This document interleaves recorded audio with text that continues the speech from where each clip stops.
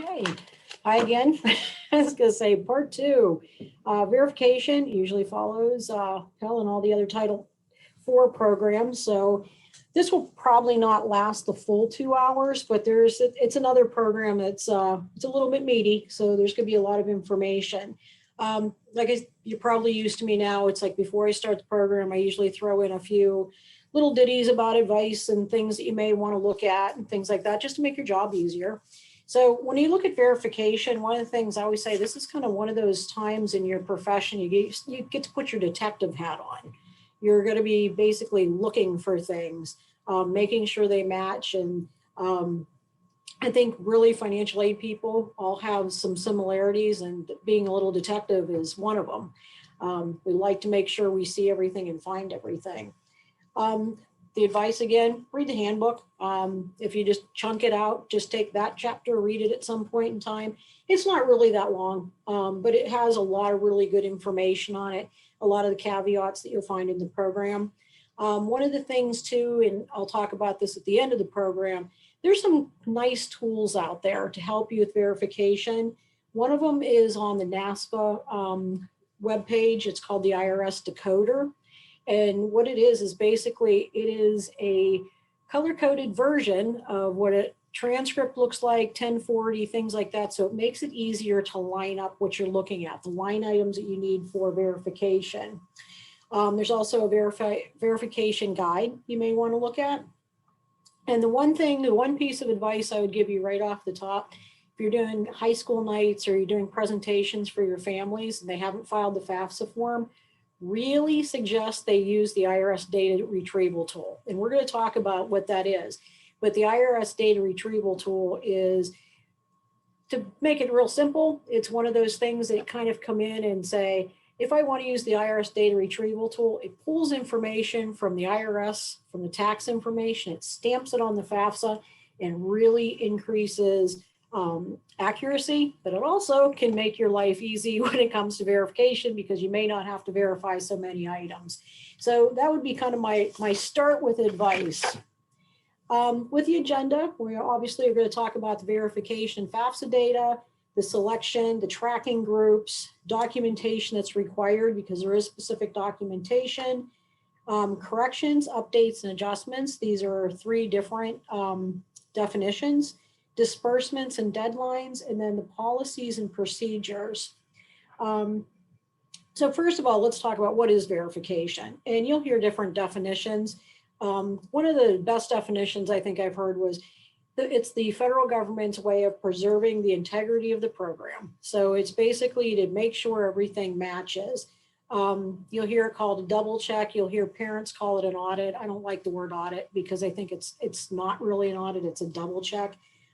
You heard me say on the first day, I usually try to lighten it up with families, and they will say it's like winning the lottery without the perks, because you got an extra step and so did we. So it's like 1 out of 3 people. It's about the third of the population that will get selected for verification. And you will have those families that get selected every single year. And then you will get some people who don't get selected. So when they say it's random, it's pretty random. Just to reiterate, if you find something that looks a little off with verification, remember, you're required to select for verification. So if you find conflicting data, you can't ignore it. You do have to go back and double check everything. The other thing to let you know with the policies and procedures, the school must have written policies, and they must cover the time period in which a student must submit all verification documents, the consequences for failing to submit these documents on time, the method used to notify the students if the EFC or the Title IV, any eligibility amounts change, the method you use to, I said that already, the procedure you or the student follow to correct the FAFSA data, and the procedure you follow to refer a student to the Office of Inspector General. So you do have to have information that is in your policies and procedures. Most likely you do in your office, but if you're not sure, it would probably be a good idea to find where that information is, so you're familiar with it as well. I think I said on Monday, you're going to remember that we all do the same thing. The concept's the same. Procedurally, we do things all differently. So just want to kind of throw that out there. when it comes to verification, there's required information that has to be verified. But for a student, you may verify one set of documentation opposed to the other. The full list of things: adjusted gross income, US taxes paid, education credits, untaxed IRA distributions, untaxed pensions, and please don't be writing all this down, IRA deductions and payments, tax exempt interest, income earned from work, household size, number in college, high school completion status, and identity statement of educational purpose. We're going to go over quite a few of these things today because they all play a pretty big role in the verification process. So with the verification FAFSA data, you want to remember we're looking for accuracy, the validity, and the equity. So we're making sure everything is distributed fairly. We're making sure that everything is accurate. And it helps to keep the limited dollars in the federal aid programs going to the correct places. So there is a reason for verification. About 30% are selected. It can be random, but again, if you find something on a record that it looks out of whack, you may want to select that student for verification. That's being institutionally selected.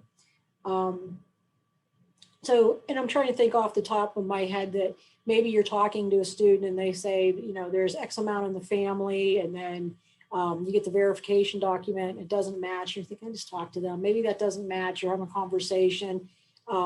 You know, something just as conflicting from what you've heard, what you've seen in a student's file. You can in-house select them. So with verification and FAFSA data, the regulations define which applicant data elements and documents need to be verified. So what you want to look at here is verification applies to recipients of all students who receive subsidized Title IV aid. So you look at subsidized federal aid, that's going to be your Pell Grant and Children of Fallen Heroes, your FSEOG, your Federal Supplemental Educational Grant, your work study, and your direct subsidized loan, because they're need-based. So you look, that's where they're saying subsidized Title IV aid. If a student receives only unsubsidized loans, you definitely do not have to verify them. Some schools still choose to verify. How that would happen? Do you remember we were talking about the federal formula? So let me give you an example. A student comes in, you have cost of attendance set up at your school. The student receives, the student's cost of attendance is $30,000. Student receives their expected family contribution back, it's $100,000. So you take $30,000 minus the EFC of $100,000, you're at a negative number. That student's most likely not eligible for need-based, but if they have unsub, they really don't have to go through verification. Graduate students are exception too, but like we said, some schools will require that that they in-house, or excuse me, some schools will still verify students who have unsub only. Conflicting information, you must resolve for all award years, even prior ones. So if you see something that was out of whack for years back, you still have to resolve. Probably doesn't happen too much, but it can happen. So I just want to make sure you're aware of that. You do not have to resolve if it does not affect the student's expected family contribution. If the student dies during the award year, if the conflicting data are received after a student is no longer enrolled or does not intend to re-enroll. So if a student leaves school and they have no intention of coming back, you don't have to go through the verification. Does include correcting non-dollar items, whether a result of verification or resolution of conflicting information. And a school decides what documentation it deems appropriate to resolve any conflicts. So when we get to the end of this, we'll talk about the verification worksheet. The verification worksheet, you can kind of create your own if you want. There is text that is suggested text. Verification worksheet, you can use suggested text. There's some other forms I'm going to talk about that you cannot use suggested text. So some schools like to put their seals on them. Some schools like to put different information on them, and that's okay. But just be careful that you know which forms you can update. In some forms you have to use the exact text that the Department of Ed gives to you. Let me see if I make sure I didn't miss anything here. Make sure that you have the correct documents on file. This is one of the things with verification, that there is a list of things that you can use, and then there's a list of things that you can use if you can't get the suggested. One of the things we're going to do is we're going to go through a list of this, what you can use and what you can't. One of the things too, like I always say, I throw advice out here, is if you select documentation for verification, say it's a W-2, but your school really doesn't always use W-2s for selected verification. If you have it in the file, just make sure that you have looked at every single document that had come in for verification. Because if you didn't select it, or maybe the family sent it in anyway, you're still responsible for verifying every piece of documentation that comes in. So if you get a W-2, but you really don't need it, but it's in the file and there's something wrong on it, you're going to be held accountable for it. So just make sure that you look at everything that you have in that file and make sure that you've reviewed basically all information. There are some exclusions that we're going to talk about here. So if you look at the blocks here, we're going to go over those, and then I'm going to read to you what the exclusions are, because there are some of them and I want to kind of talk about them. Obviously, a verification exclusion, death of a student, not a Title IV aid recipient. An applicant verified by another school. I'm going to come back to that one because everybody's going to probably handle that differently. Post-enrollment, selecting a student is selected after ceasing enrollment. So verification record comes in, selected for verification, but the student's already done with school, they're out. Other exclusions, both parents are mentally incapacitated, both parents or the custodial parent has died.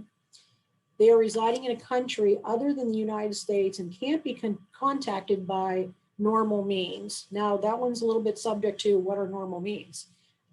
They can't be located because the student does not live or cannot get in contact, get the information from the parent. Now, I said I was going to come back to verification exclusions, an applicant that was verified by another school. Melissa, you can jump in here too if you agree with this, but if I get a record that was verified by another school, I'm still going to verify, because the thing is, I don't know if another school has verified that correctly, and I don't want to have the responsibility of assuming the other school did something 100% correct.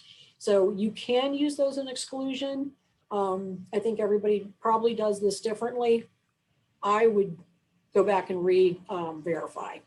Me too, and I would check with the policy at your school. Right.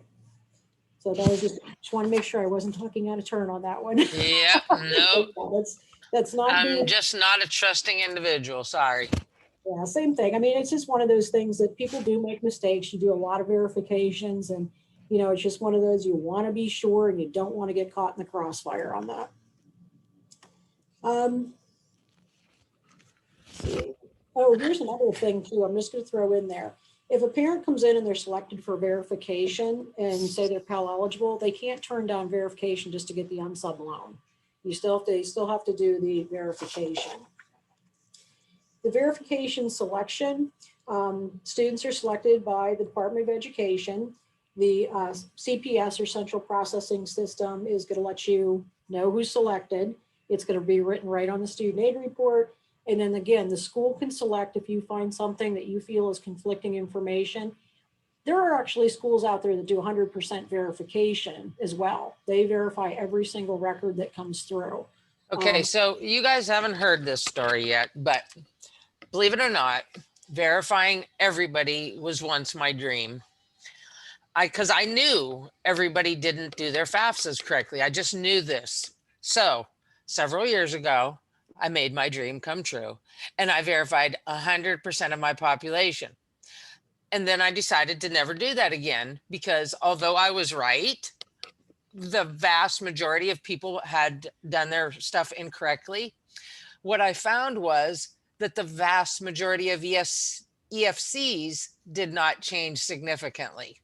So a lot of people that were a 0, yeah, they made all kind of mistakes, but they were still a 0. So that's just what I learned from my lesson. I thought I'd share. Thank you. My dream was not as Melissa's was to do 100%. I can share that. Let's see, let me go back to the U.S. Department of Education uses a customized approach and it may be information not in the, based on the EFC. The one thing with verification too, there's about paying, if a student select, say they're eligible for Pell, you can give them an interim disbursement and then continue to do verification. If anything changes though, you're gonna have to get that, send that money back. I would not recommend that. I mean, what we do here, and I think a lot of schools do, is they're not gonna pay anything until that verification's done. So it's like, why really create extra steps if you don't have to? We're going to get into tracking groups, and just to give you a little history, there used to be 5 tracking groups. There's now 3. So if you're reading something in like a handbook and it says tracking group 2 and 3 are held by the Department of Ed, it's because they really eliminated them. There used to be 5. They made it a little bit easier. So we're going to explain what these are and kind of go through each one of these. So for the V1, this is basically the whole, almost the whole thing. You're going to look at the majority of elements on here. And basically with V1, you're looking to verify, and remember this is student and parent because they're both information is on the form. The adjusted gross income, the U.S. income tax paid, untaxed portion of IRA distributions, untaxed portions of pensions, IRA deductions and payments, tax exempt interest income, education credits, household size, number in college. So I'm going to show you at the end some places that you can look to make this a lot easier instead of just looking off like a checklist. You can actually compare and basically it's going to be kind of a nice little cheat sheet for you. Again, so V1, you're going to be looking at quite a few things, but when you start doing verifications, the one thing you will notice is at first you're going to be looking and going back and forth, and it's going to take a little bit of time. The more you do them, the faster you become with them. So that's one of the nice things. Can you guys still see my screen? Yep, we can still see it. Okay, my one computer just went out, so I apologize for that. Okay, so V1 is what they call a standard group. So one of the things you want to do is, this is kind of another one of those vocabulary lessons. So that is going to be your standard group. Again, I read off what needs to be there. If a student did not file or a parent did not file, you may have to have a non-filer statement saying that it didn't work and how much they worked.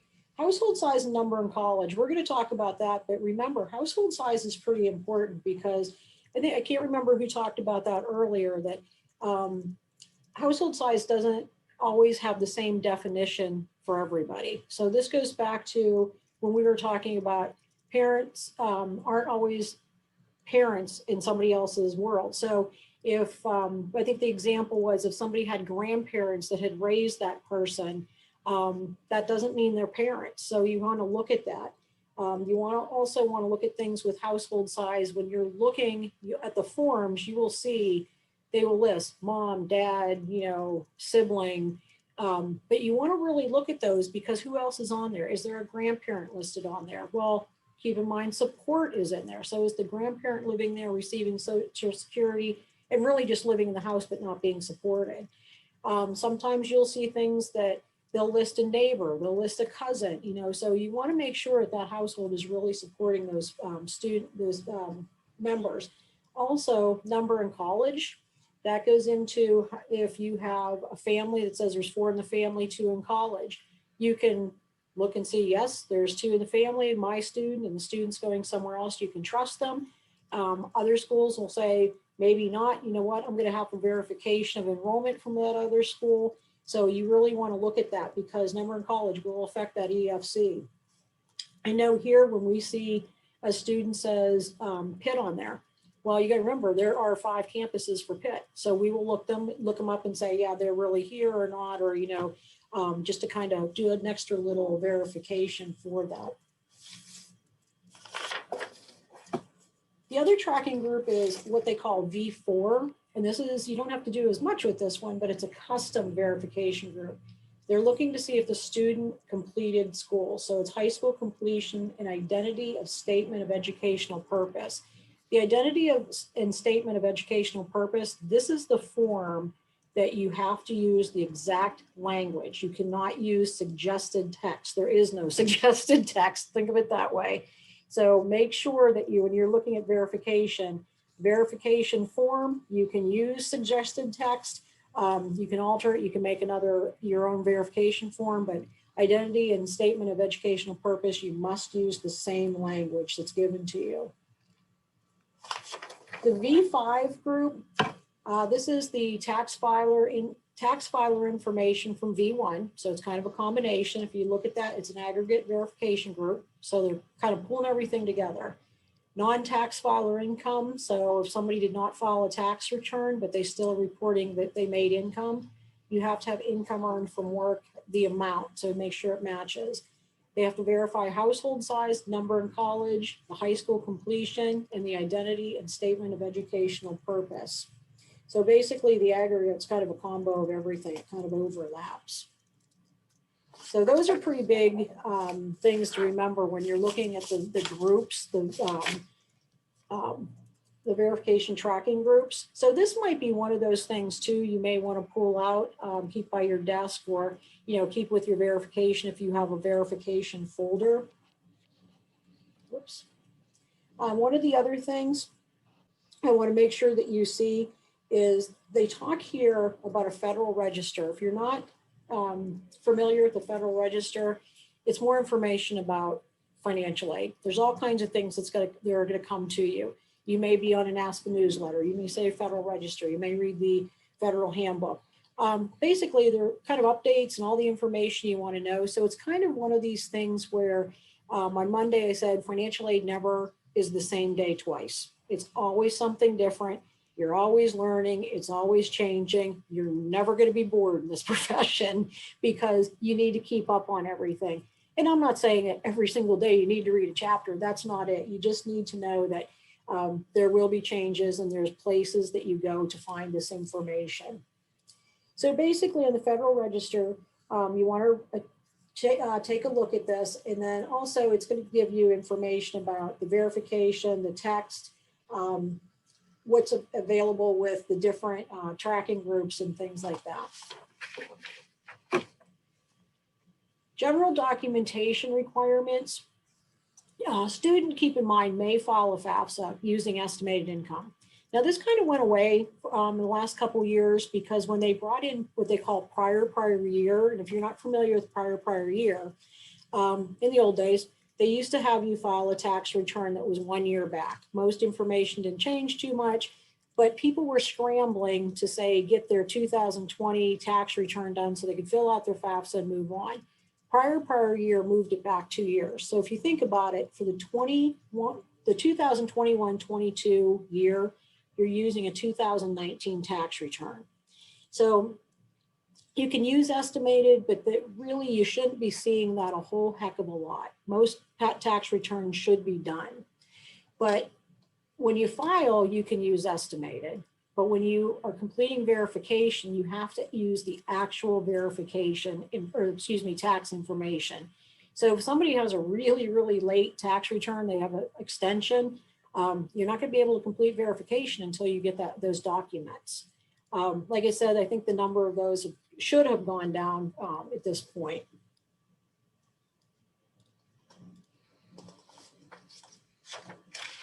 The IRS data retrieval tool, do you remember at the beginning I said this is one of those things that you can throw under your advice column? This is one of those, if you can get your families to do this when filing the FAFSA form, you're going to be really happy. Okay, and the reason is when a student is filing the FAFSA form, there's a question that basically, I'm going to make this really easy. It'll basically say, do you want to use the IRS data retrieval? Family says yes. And basically what happens is it comes over, looks at the IRS, stamps the information on the FAFSA, and it picks up certain data elements to put on the FAFSA form. It ensures a lot more accuracy. And if this family does it, now they could be selected for verification, but their chances go down. So this might make it a little easier. when you're going through verification and you see, and it'll come up as an O2, you don't have to do as much. And you will be doing a lot of verification. So if you can get your family to use this, try to do it, okay? The IRS data retrieval tool, what it's going to pick up is the line that's right here. So it's the tax return, the tax filing status, whether a Schedule 1 was filed, the adjusted gross income, income from earned from work, the US taxes paid, untaxed IRA pension, annuity distributions, IRA deductions and payments, tax exempt interest, and education tax credits.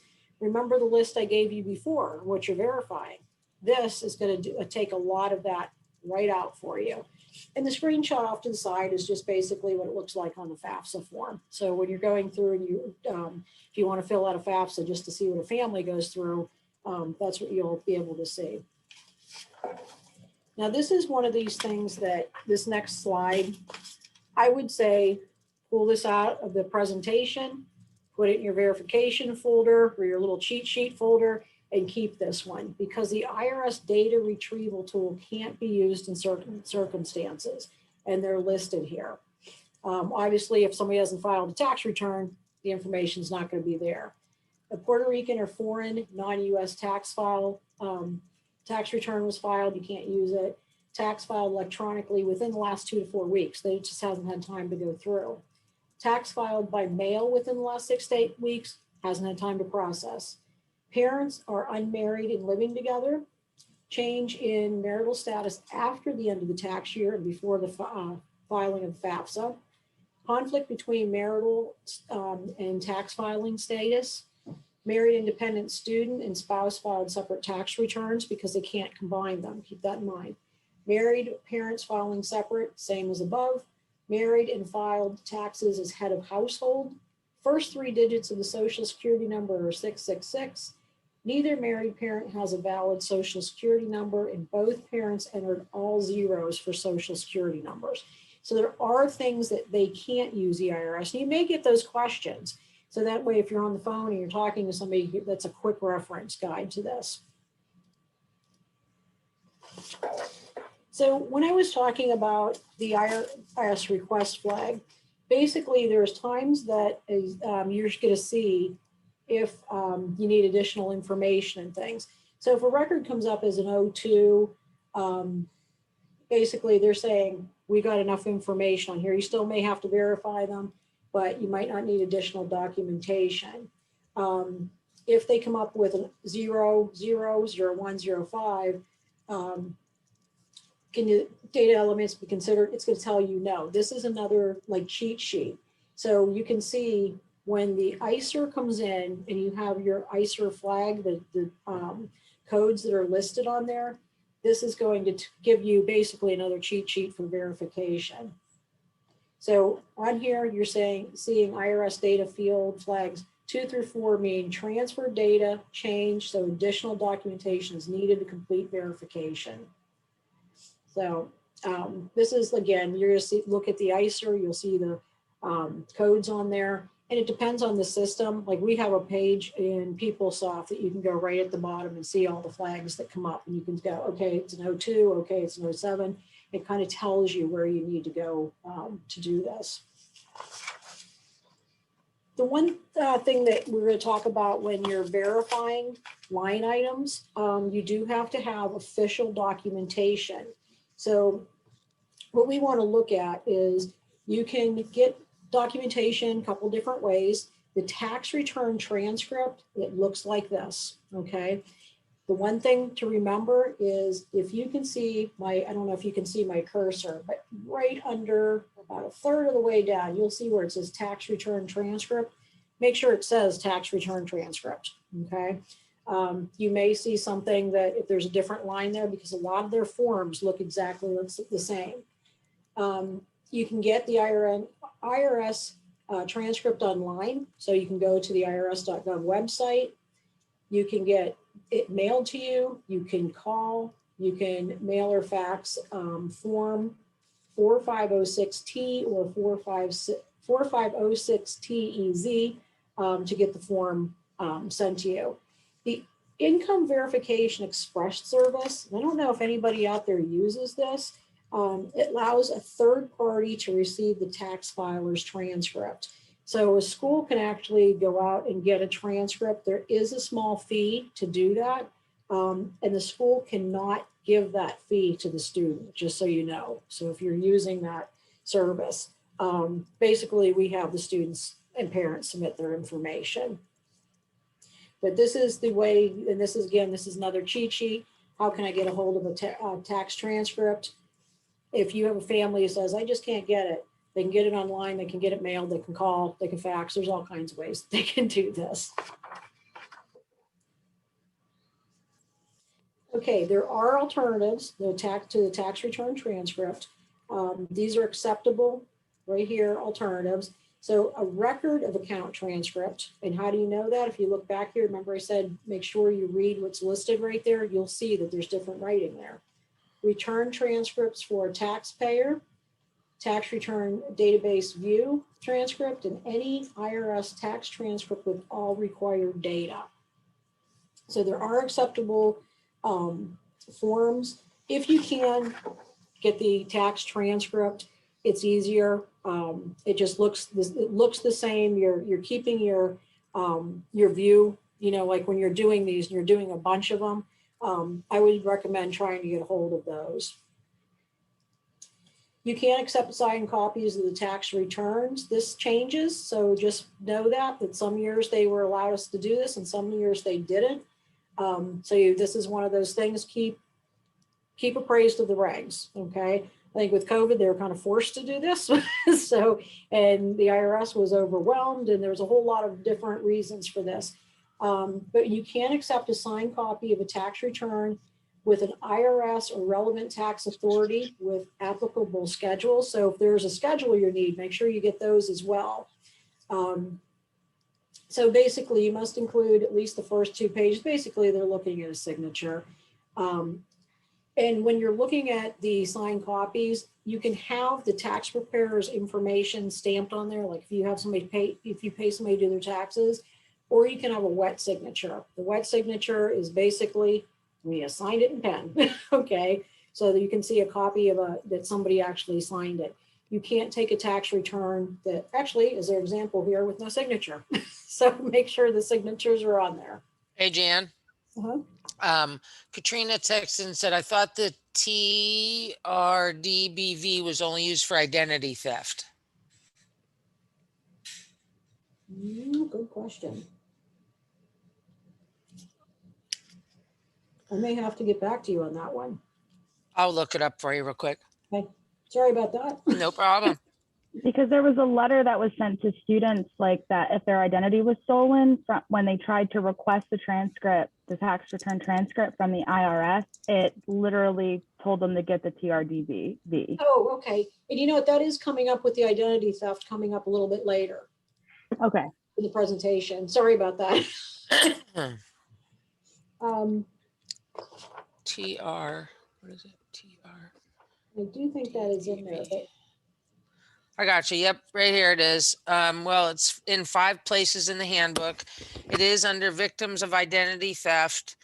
Victims of identity theft who cannot get a return transcript or use DRT submit a tax return database view TRDBV transcript, as well as a signed and dated statement indicating that they were victims of tax related identity theft and that the IRS is aware of it. So they have to sign a statement that says both those things, and it tells how they get to it. But let me just double check and see what if it refers.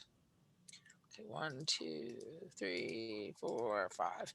So yes, it is only the TRDBV is only used for identity theft. It's not used for all the different kinds of verification. So good question, Katrina. Way to be paying attention. that's it. And then you see how fast that was? I mean, I'm really good with the handbook because like this is what I do for reviews, but I went to the handbook. I know it's in the verification section. I did a search, bingo, right there. So these are things that you can, and also the NASFA Ask Regs is really good if your institution has a a subscription to NASA for everybody. The Ask Regs is really good and it's simple and it's fast. However, NASFA is not the Department of Education. So I personally, because I'm told you I'm not a trusting individual, I'll look at Ask Regs first to see if I can find it quickly, and then I'll go back and look in the regs to make sure that it's correct, because I'm anal as the day is long. But you know, that's as a director level. So you know, you can always it's just in a good habit to double check things, especially when it's not from the department, when it's from other sources. NASFA is excellent. I can't say enough good things about NASFA, but they're not the department. So that's my soapbox. I use Ask Regs a lot, and in Ask Regs, it usually gives you a link to where to find it in the handbook. So Yep. And that's always helpful. So the Ask Regs is really good, but like I say, I'm just anal. So there you go. Sorry, Jan. We do have another question in the chat about asking about wet signature. Can students or parents sign their returns using a touch screen? Not a wet signature, but a physical one. That is coming up. Okay. And it depends. All right. So, I mean, some of them are okay, but some of them aren't. And I think with that question that is coming up, they're a little ambiguous. So I'm just going to kind of preface that. So we might want to be looking, Melissa, if you want to look that one up on there, but I mean, I can tell you what I found in the regs, but I'll come up to that in just a second. This is an argument in our office sometimes as well. Well, Especially yeah, with COVID, different people have different interpretations of what's an e-signature, what's an official e-signature, what isn't, and it's quite the argument sometimes. And that was one that I had looked up on there, and I think it was pretty ambiguous on there. So I think it's basically like what the school policy would look at too, and you can roll those out if you don't think that you're comfortable with them. Signed copies of the tax returns. These are just kind of color coded for the student or spouse's tax return needs either the tax filer's signature or the tax preparer's information.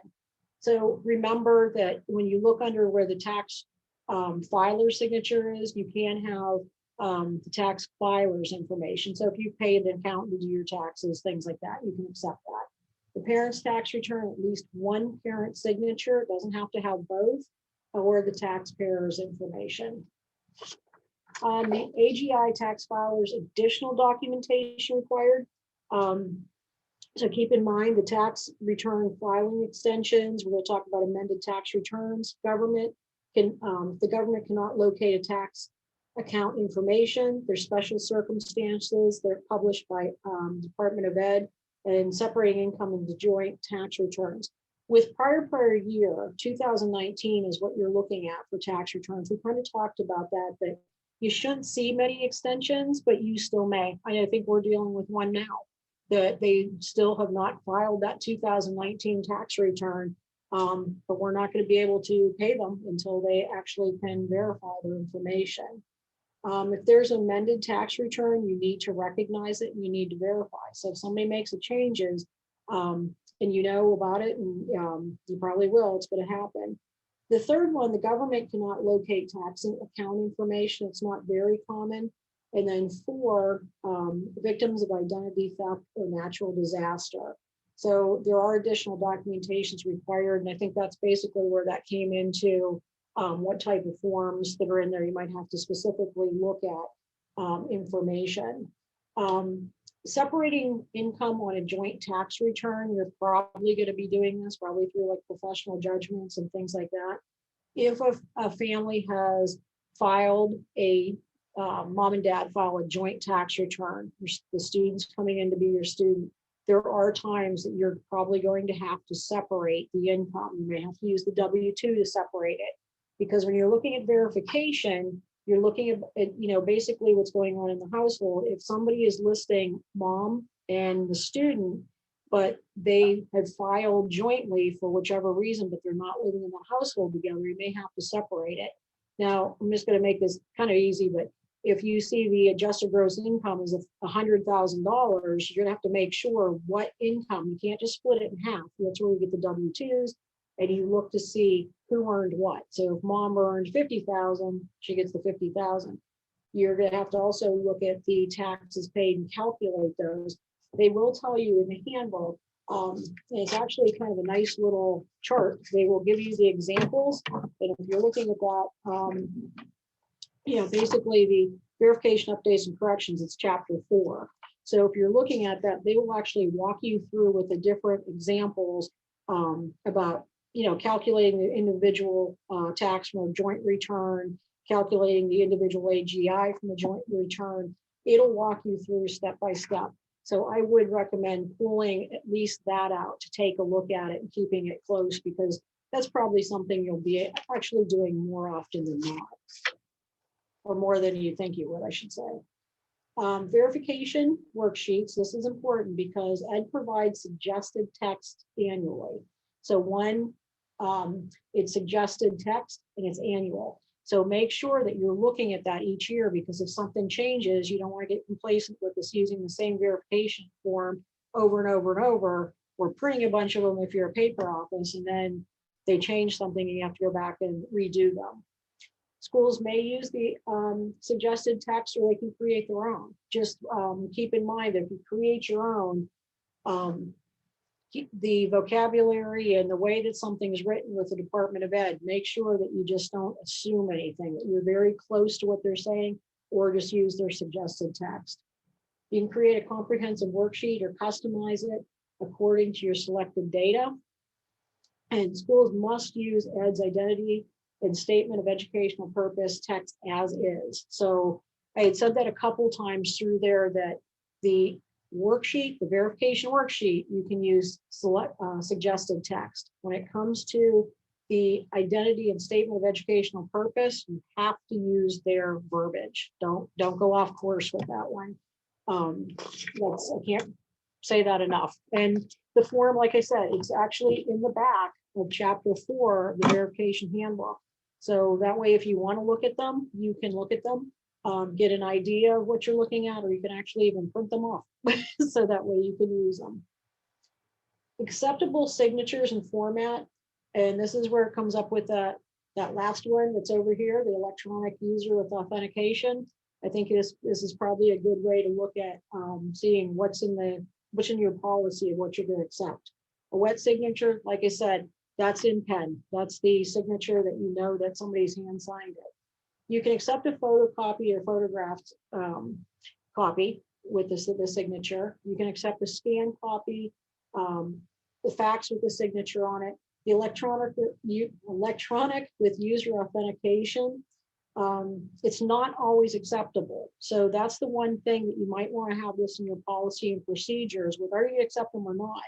There's more information in volume 2 and chapter 7 of the handbook, if you want to really get into that. And, like I think, Grace, you just said, like, there's like the argument in your office going back and forth, like, what do you accept, what do you not? That may be a good way to look at this and say, let's rule it out, and if there's 5 people in your office, majority rules, 3 say yes, 2 say no, there you go. So it depends a lot, on how your office works and what your policies and procedures are.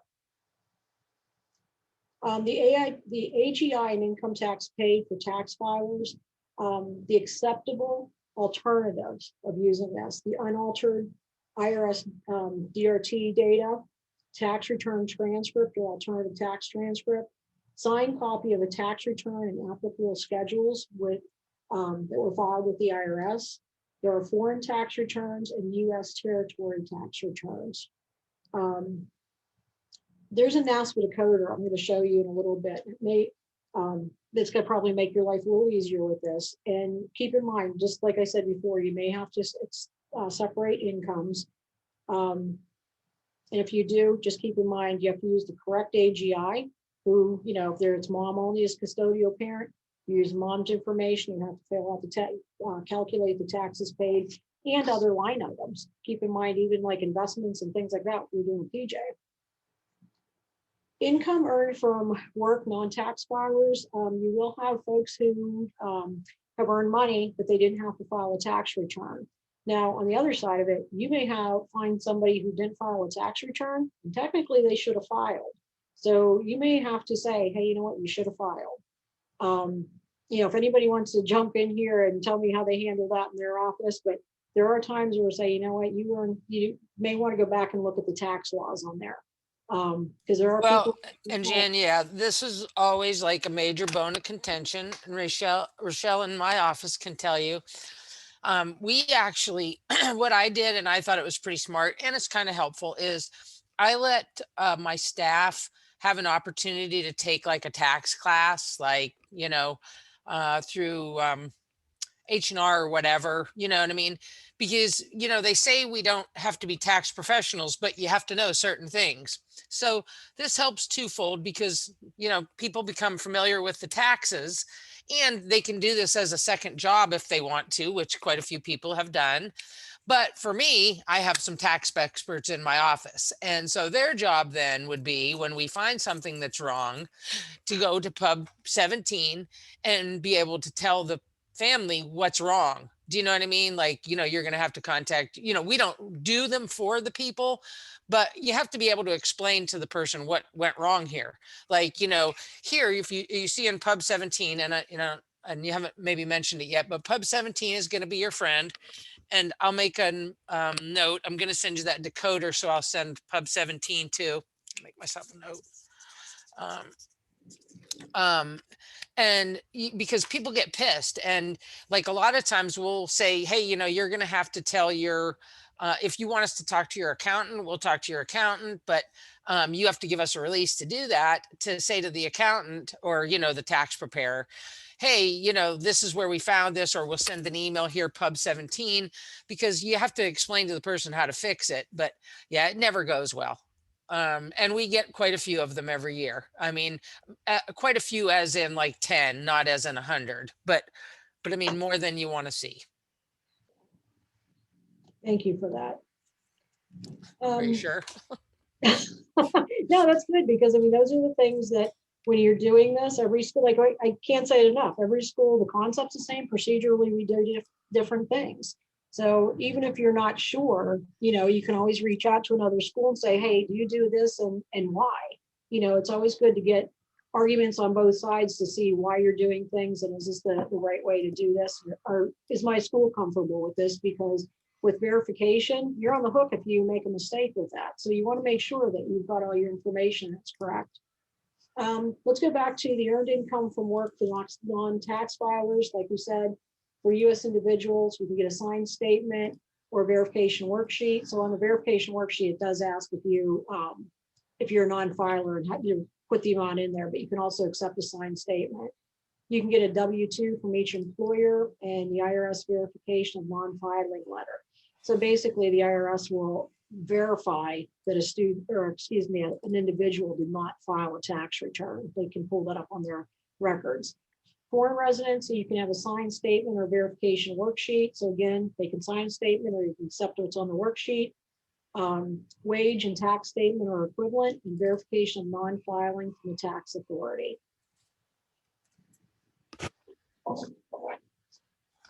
Verification of non-filing. The IRS verification of non-filing letter dated after October 1, 2020 is a required form. So keep in mind, there's the date there. A dependent parent who did not and was not required to file a tax return. That's for who that's for, or an independent student or spouse, if it's applicable, who did not and was not required to file. They're not required from a dependent student except if there's conflicting information or a tax extension. And this would be in the groups B1, B5, even if it's a zero income. So sometimes there will be a zero income, and you might get that with too, that you might see a FAFSA come in and there's zeros on both sides. And you're just wondering, like, how does that person survive? You may question that too. That's maybe where a non-filing comes in, and then they explain it to you. I'm sorry, this thing is, my screen is not forwarding like it should be. It's taking a little time. If somebody is unable to obtain the verification or confirmation of non-filing, a school has no reason to question that a good faith effort wasn't done to get one. So the school may accept a signed statement from individual certifying that. It depends. It's more like in your statement. Do you think a good faith effort was done? Attempted, so basically they attempted it, but they're not able to obtain one, and is not filed and is not required to file a tax return for that year. So those are the two key things that you have to make sure are in there. The statement must include sources and amounts of each source of income from work during the tax year. So they must say like, hey, I earned X amount of dollars and it's from. A school alone determines whether an individual made the good faith effort to obtain one. So you may want to have in your policy, what are you saying is a determination? Did they call once or they call twice? So, what did they do? They, how did they explain it to you? So that way you can document why you didn't take that farther. Untaxed income and benefits for tax filers. You want to verify the specific types of untaxed income, and they would be the untaxed portions of IRAs, pensions, annuities, the IRA deductions and payments, tax exempt interest income, education tax credits. So basically, I'm going to show you again some cheat sheets at the end where you can see this. Signatures are not required when the data is validated via the IRS data retrieval tool or tax transcript. IRA pension annuity rollovers. Rollover is a pretty big deal because what happens is rollovers are basically it's when you are, and let me actually look for the little title here on here so I can tell you exactly what they are, but basically you're not going to count them because you're rolling one fund from retirement into another. So it's kind of a wash, if you want to think about it that way. The rollovers are excluded from the EFC. Excuse me, mouth is getting really dry. So the rollovers are excluded from the EFC. The IRS data retrieval tool isn't going to pick these up, basically. If the distribution is received, tax filers asked to enter the rollover amount. So when you're looking at the FAFSA, it will say enter the rollover amount.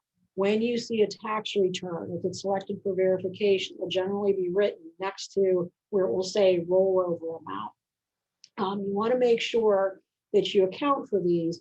You want to verify the rollover amount with a signed statement or tax transcript with the word written rollover next to it and corresponding line. So basically what happens if you don't have, if the rollover is reported, it's going to artificially inflate the EFC. That's why it's important. So that's why you want to make sure that you're keeping an eye out for the rollover.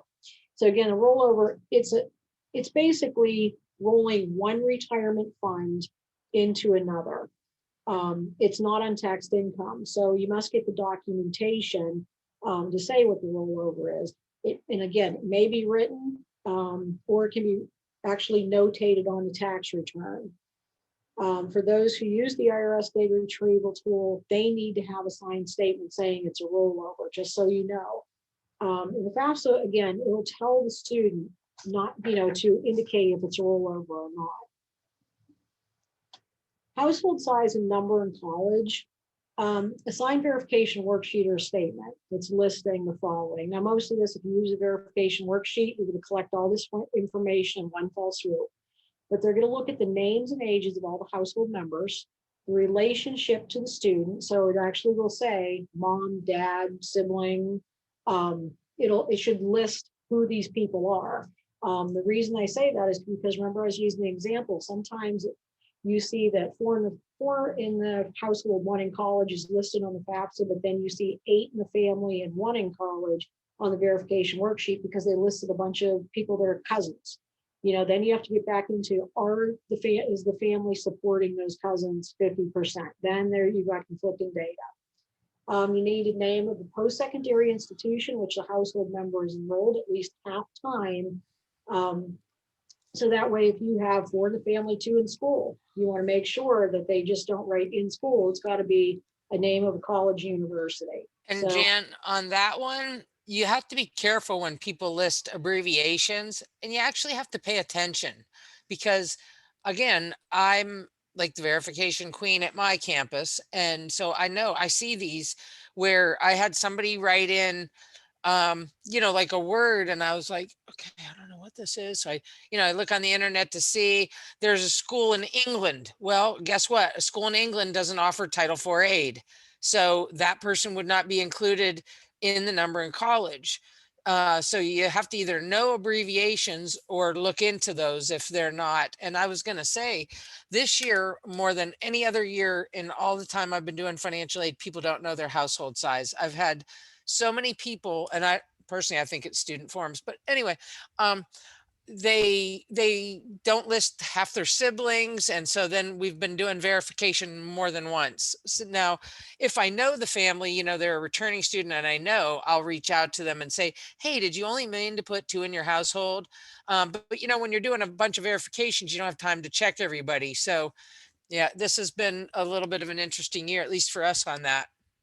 Yeah, I agree. I'm gonna echo that. But the parents, if they're enrolled, it's a dependent student, you can't include them In college. as in college, Right. and correct? I was gonna Okay. say that.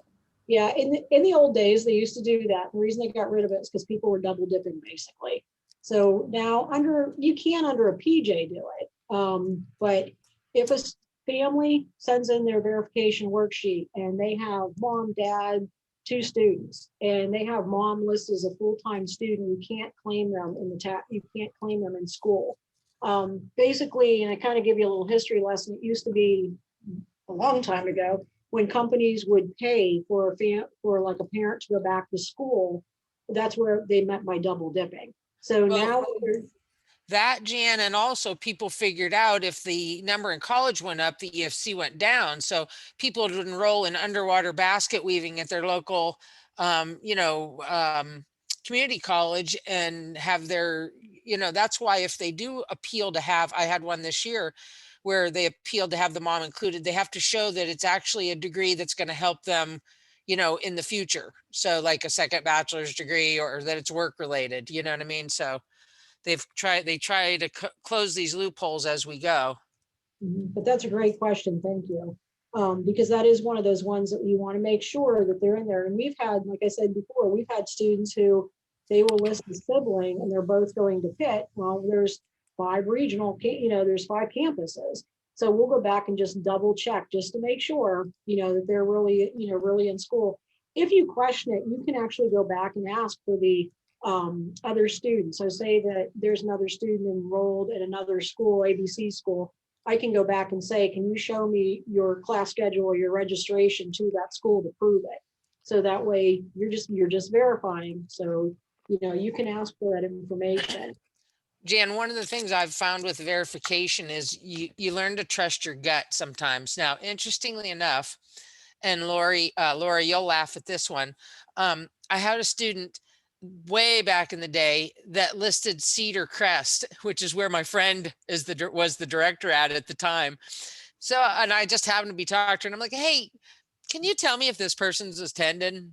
And sure enough, they weren't.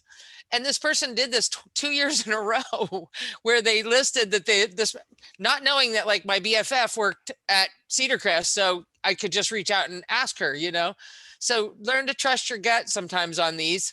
You'll find that as you go along, you learn to gauge and stuff like that. So it's almost comical sometimes. And we have a form that we can, if we don't believe the person or we have a reason to think that they're not being truthful, that we send to them and they would have the other school complete. But yeah, it just tickles me sometimes when you're like, yeah, I don't know about this one. I mean, normally I don't question, but on that one, it was just kind of comical because I did and I was right. Yeah, and I think I agree with you. You have to trust your gut because some of those you'll see and go, you just kind of look at it. And I think everybody kind of tries to give the benefit of the doubt at first, and then you're like, no, and you'll get it. You'll just do that. No, I need to look a little bit more into that. I always say, like my counselors, when they're doing verification, they ask me a question, and I'll say, you know what, put your auditor hat on. If an auditor came in and looked at that file, how would you explain it? Is there still a question there, or did you just, tie it up nicely and put a little bow on it? You can explain it 100%. And that usually will just answer the question for everybody. So number in the family, you're right. Melissa, I'm going to reiterate that is you got to remember it's who is supported in that household. So we will get a lot of times where families will list half the neighborhood, and you have to go back and question it. Number in college, like you said, you can verify that. If you're not comfortable with it, you can go back and ask for more information. Jan, But- I'm not going to interrupt again, I hope, but Well, you have to be real careful though, because there are like certain, especially like countries that it is normal for the family to have 27 people from another country in it. So again, as you're working with people, you'll learn, you know, how this works. I mean, you should always question, and I always preface to the people to say, hey, you know, excuse me for asking, but you know, we're dealing with federal funds, and I have a fiduciary duty to the federal government to be having accurate information. So, you know, I try to be very kind in the way that I explain it, but sometimes it is a very valid thing that people have a lot of people, especially a lot of times when they're new to this country, I've found, and things of that nature. So be sensitive as well as have your audit hat on. good point. And I think, and I'm having trouble seeing the chat, but I think I seen a question that said, will a student being in the household, if they don't live with the parents, will they still be on it? If the student is like, say, 22 and lives in an apartment by themselves, if the student is dependent and you're filling out a dependent verification form, the student is, the information you're verifying is for the student. So yeah, you would still include them, even though they don't live at home. I hope And that's siblings, Jan. So like if I'm a mom and I'm doing a FAFSA for Joe, my son, and Tim, my 22-year-old son, has an apartment on his own, the regs say if Tim would do a FAFSA and he would have to include parent information, then you would include him in your household. I'm sorry. I So, have I one mean, more if they've question. gotten married and they have a new family on their own, then you wouldn't, you know, and you don't just grab people. But if Tim really is in your household, but he just got an apartment this year, or, you know, he's attending another school, you know, just because he's not living in the household right at that moment, you would still include him in many instances. I'm sorry, I have another question. I know we touched on a little bit the other day regarding the 365 days in a parent. So if they're divorced, that's where I have the issue with who has them more when they have split custody. Like, who is it okay to say when they put them on the verification, well, they must have them the one more day, or do the parents have to put that in writing some way? Well, the parents should be the ones determining that. So are you talking about like it's a sibling or the student themselves? No, it's their children, like the siblings. So if the parent puts them on the verification, but they have split custody and they're remarried. Then they have to make the tiebreaker. So that's where it gets into are they supporting them or not? Some of them you're not going to be able to prove one way or the other. I mean, if it's 50% support, I still say there's 365 days in the year. There's got to be something to tip the scale to say who's going to be supporting that family, that student, one way or the other. I think most times the families put them on the verification form because they know it's going to help them. But usually they're living with somebody, mom or dad, a little bit more, or they're taking a few more holidays or something like that. I think the families look at it, well, who claimed them on the tax return? That we don't care about that. I mean, it's who's supporting, putting a roof over their head, clothing them, feeding them, and they're looking at support in that way. So they, you know, and that they usually match up too, because usually if it's like the dad or the mom, they're going to say it's me and it's 2 kids or 3 kids, and you know, they'll go from there. But yeah, they have to make that decision. That's kind of a hard one on there sometimes. So I think it's gotten a little harder as we've gone. The other thing is too, when you're looking at those, remember, like I used the example for grandparents, or the grandparents just living there, or are they living on Social Security and living with the family? I mean, that's sometimes the family's actually living with, you know, in the grandparents' house, that's their household, or, you know, make sure they don't list the foster kids, because remember, you don't list them, the FAFSA will tell you that. And sometimes we get, like Melissa said, be sensitive to that, because we'll have, you know, cousins listed on there, and maybe it's somebody has lost custody of a family member and they have taken in a, you know, a relative, and they are supporting them. And then you might have to get into a little bit more documentation, but you do have to be a little bit sensitive and, you know, sometimes question it. You have to ask the hard questions, and that's not always easy. High school completion, I just want to run through with that. High school diploma is always the preferred method if you can get a hold of it. Several types of documents that can be used. The school can accept alternative documentation. So there's always like kind of a backup plan. A secondary school documentation may be unavailable because the school closed. There's a deceased parent who provided homeschooling. So obviously you can't get that. So that's why you may need alternative documentation. Foreign refugees, asylees, and victims of human trafficking cannot obtain a diploma or secondary school leaving certificate. So you might run into these. I think it's pretty, it's not as common because usually your admissions office is collecting a lot of that information. Statement of educational purpose. I know somebody had gone over this. I think it might've been Grace, because we said, look, they even include pictures. So, or maybe it was Laura. So this is something that you may want to pull this out of the handbook. Remember that this is the form that you have to use the required verbiage. You cannot change the verbiage on this. And again, it's in the back of the handbook if you have it. Most likely you already have that on the form. Generally, the person should present the documentation in person or be notarized. This during COVID, they had to relax some things there. One of the things to really watch for is expiration dates. So you may see this information, and yes, you can copy them. Like Melissa said the other day, it will say don't copy, but sometimes we have to copy this stuff. But the big thing is check expiration dates. I know that I've had a couple of those that I had to go back and I just missed it and had to go back and say, oh, no, give me the right documentation. And this isn't a bad idea, just to kind of print this off, these forms and things, just so you have them handy. And just remember, they can change annually. So new regs come out constantly. Just make sure you have the right documentation. And I forgot, sorry, I said it wasn't forwarding. There you go. That's what I said. They have pictures. Optional institutionally selected data. Sometimes you can look at other items, cash savings and checking, real estate investments, other forms of untaxed income. Those would be under the asset information. Untaxed income payments to tax deferred payments, pension and savings plan, child support received. Remember, there's two different things on the FAFSA form too. Remember, it's child support received and child support paid. So don't confuse the two. Other untaxed income, housing, food, and other living allowances paid to members of military, clergy, and other. And the families will know this more than you think. Veterans, non-educational benefits, other untaxed income not reported elsewhere on the FAFSA, and money received or paid on behalf of the students, on behalf of a student.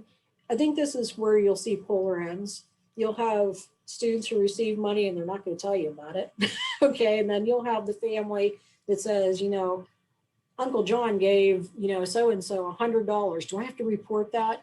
They are totally honest about every single thing they want to put on there. You'll get those questions. I mean, it's nice that they're that honest, but usually if it's something little, it's not going to really hurt them, but you know, they should be as accurate as they possibly can.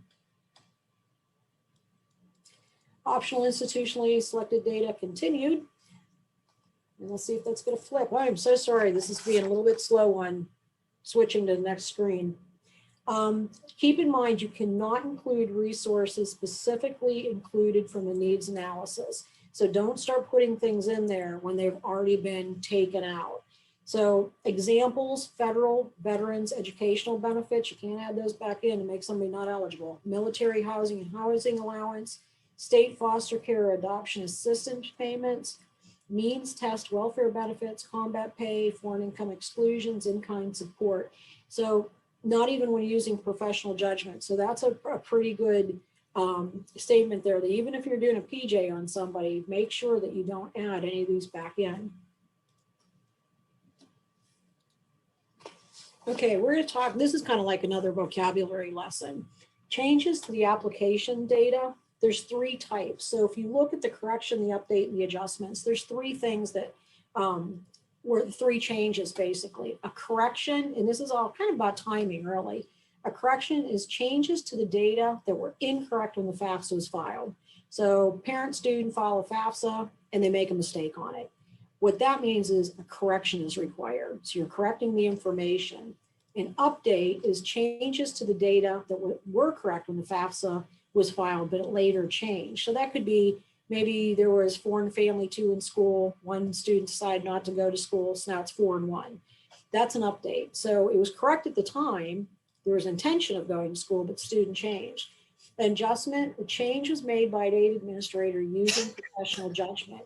The adjustment, think about it this way, and especially with COVID. So family comes in and says, I filed the FAFSA, I used 2019's tax information, 2020 hit, I lost my job, and now this is not a true reflection of what's going on in my household.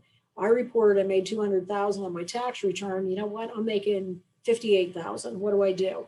That's when a school can jump in and do what they call professional judgment and base the information on the upcoming year or what's more possibly 2020, 2021. So that is when the school administrator is making it. So again, correction, it was wrong at the get-go.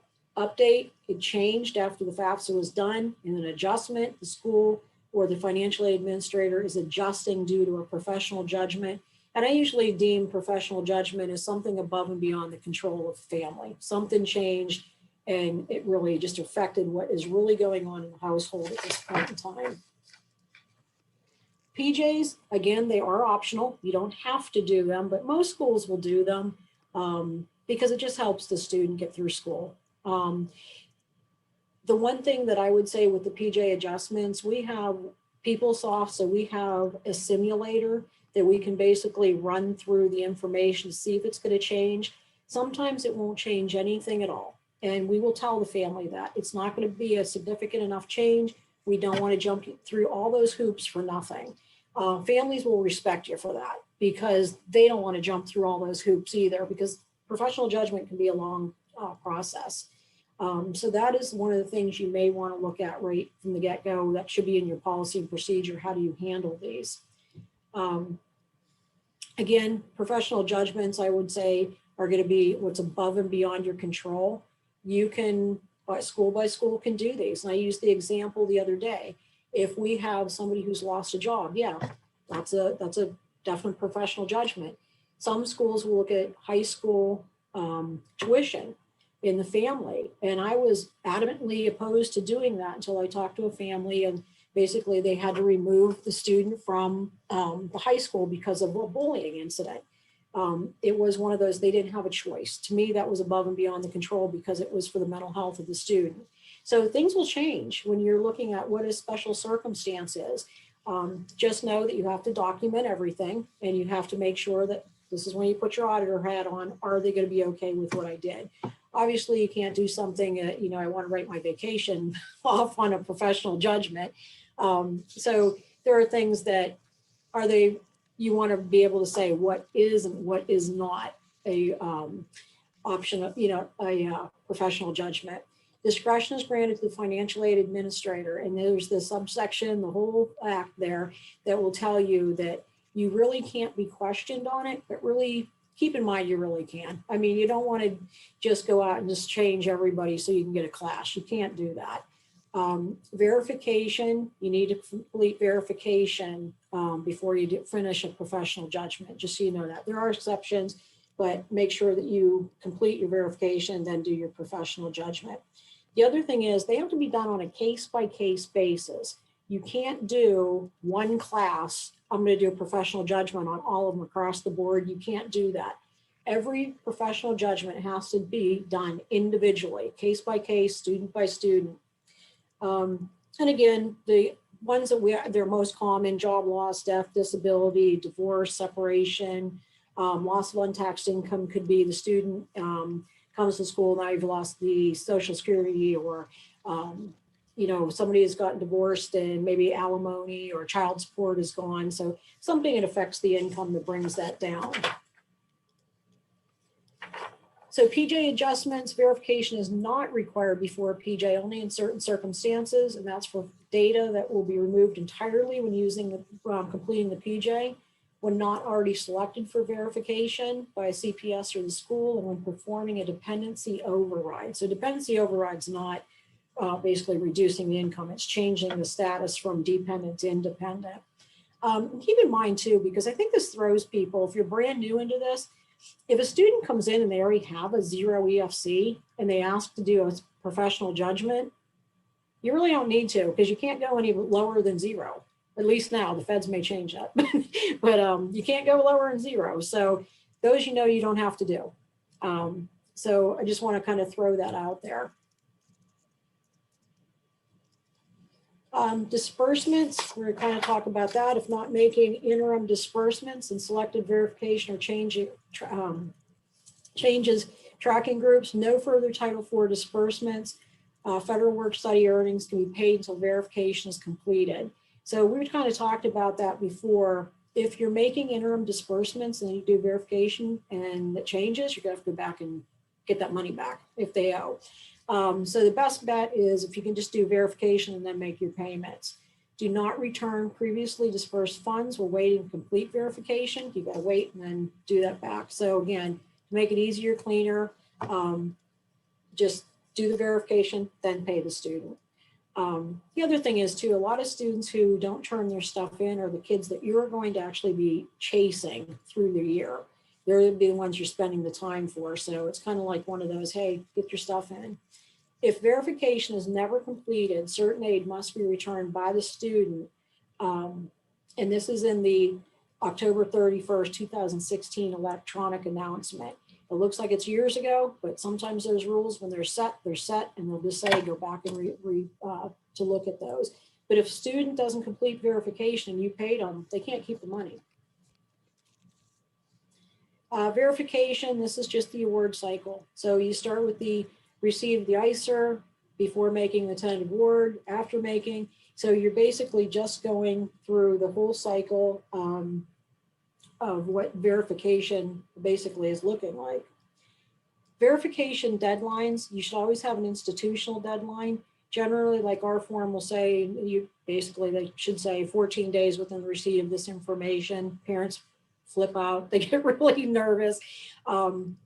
We obviously will still do verification, even if it's 2-3 months after that 14 days, we're still going to be doing it, but you have to have an institutional deadline.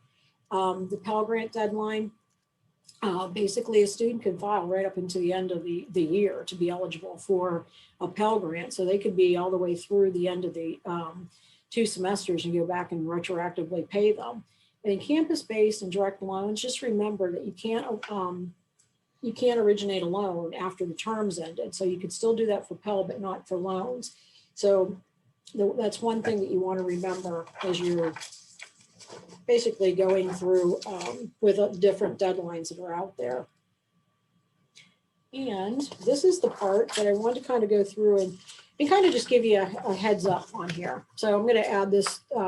I asked Melissa to send this out later. As I was putting the presentation together, I was kind of reading through this going, okay, this is in the handbook. This is good. This is whatever. What do I use? So I'm going to kind of switch gears a little and say, hey, you could use these as your cheat sheet. They're great.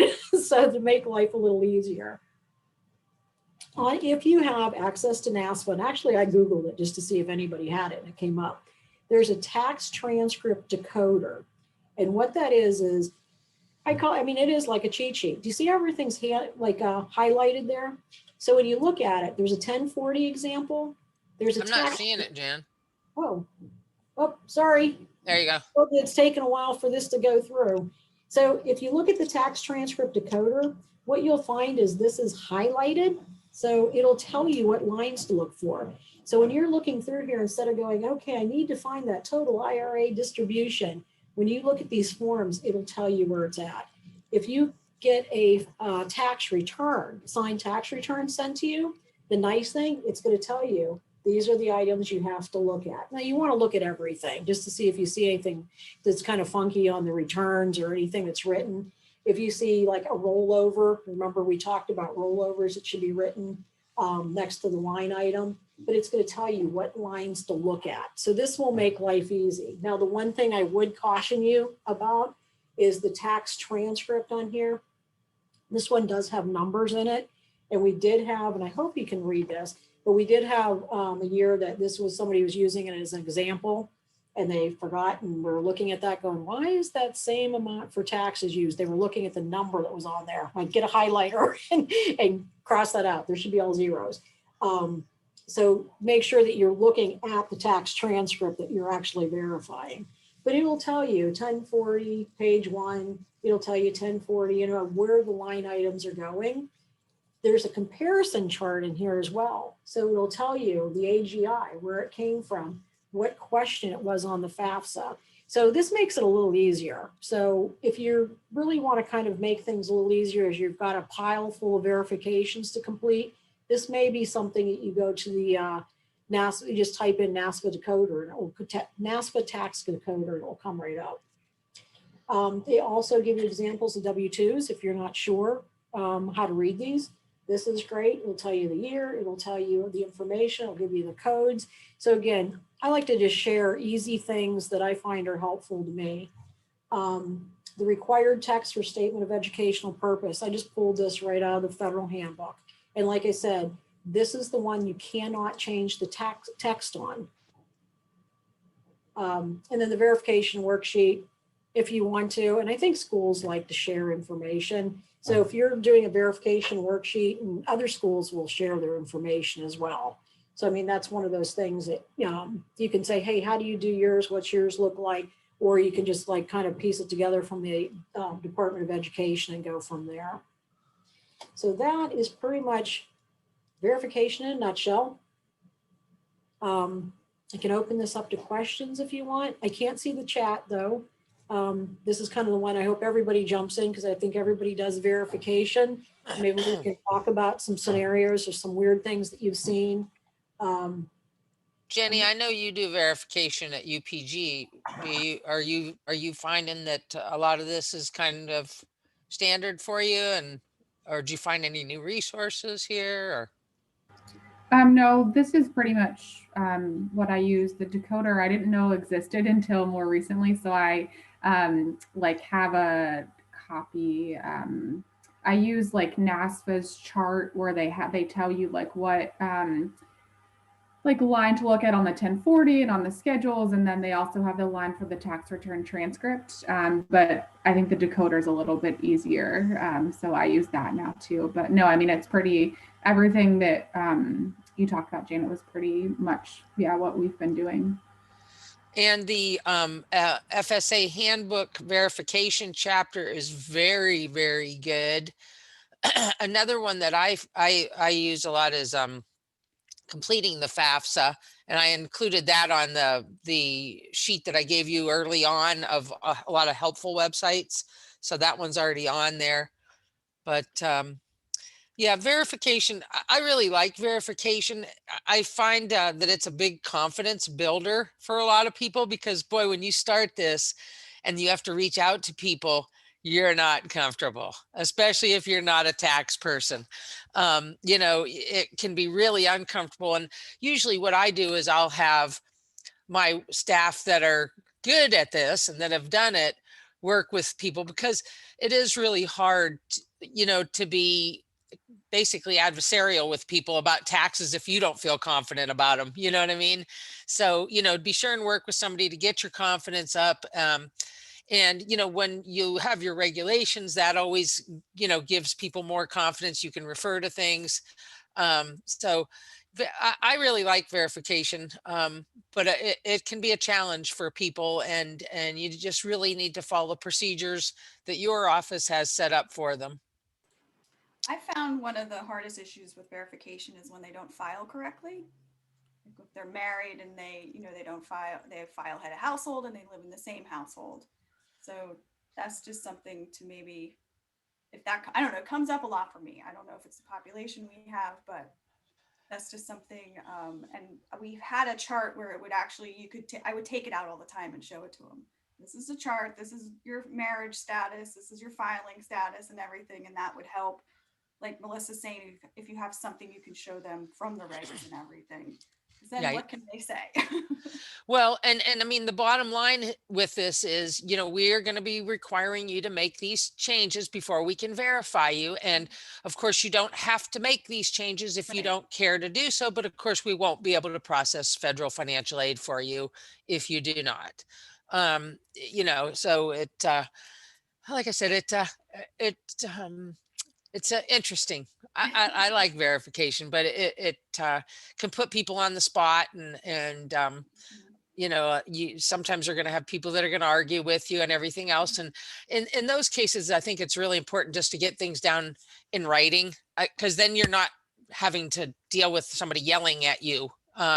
Sometimes it's easier. Why don't I email you? The regulations and things of that nature, kind of bring the conversation down a little bit. So Melissa, do you know if, I think I did it last year, Iron Bridge Resources with yes. Robert Wienerman, are they doing that again? or- Yes, they do a Okay. really good job. That Iron Bridge is another really good. They do training and they do a lot of different things. But when I because I get a lot more emails now from them wanting you to do their training, but they do have some good resources right up there with like the NASFA stuff. So And what's nice about Robert Wienerman, he used to be a financial aid person and a tax person. So he's like the double whammy. He knows his stuff. So- yeah, And his stuff is pretty, his trainings are pretty intense on there. Yeah, they are. yeah. And the good thing is, I mean, if you do get some weird little situation, just reach out to somebody. I mean, it's not uncommon for us to be calling different schools going, hey, have you ever seen something like this? What'd you Because, I mean, do? yeah. And because, I mean, that's part of, like, when I said, it's like, this is kind of a thing where you feel like you can put your detective hat on. And it's one of those, I think, one of those deals where you feel like you're playing that game, it's like what matches here. And then when you're all done, you kind of get that gratification of, hey, I did it. I can move on, get another one. And then there's like a usually a file. It's like a puzzle. I Yeah. always think of them as a puzzle. Yeah. So any other questions? A lot of good questions. Verification is one of those topics that is open to a lot of questions. And like I said, I would read the handbook, because I know when I was putting this together, the last thing I want to do, because this brought me back to when I went to Don Raley, before it was called Don Raley, it was that long ago. I remember walking out going, oh my God, it was just like my mind was blown at the end of the couple of days. And it was one of those, I'm never going to learn this, but you know what it is? Go back, read it when you get a chance. Don't try to read it a weekend or a week or a month, because it's mind numbing. But it all of a sudden, you'll start to feel those little clicks. Oh, that's it. That's it. And it's going to be, if you're in it just for a year, or if you've already been in it a year, you've noticed it was like, now I get it. You have those aha moments. And, I've been in it for decades, and I'm still doing the aha moments every day going, okay, they changed something. It's why would they change that? So it's not going to be, you're going to know everything about everything ever. Just remember that. It's always a learning curve. So Yeah. that's usually why people stay in it. Really, one of the most important parts of the job is just knowing where to get the answers. So, Mhm. all right. Well, we are running early, which is always nice.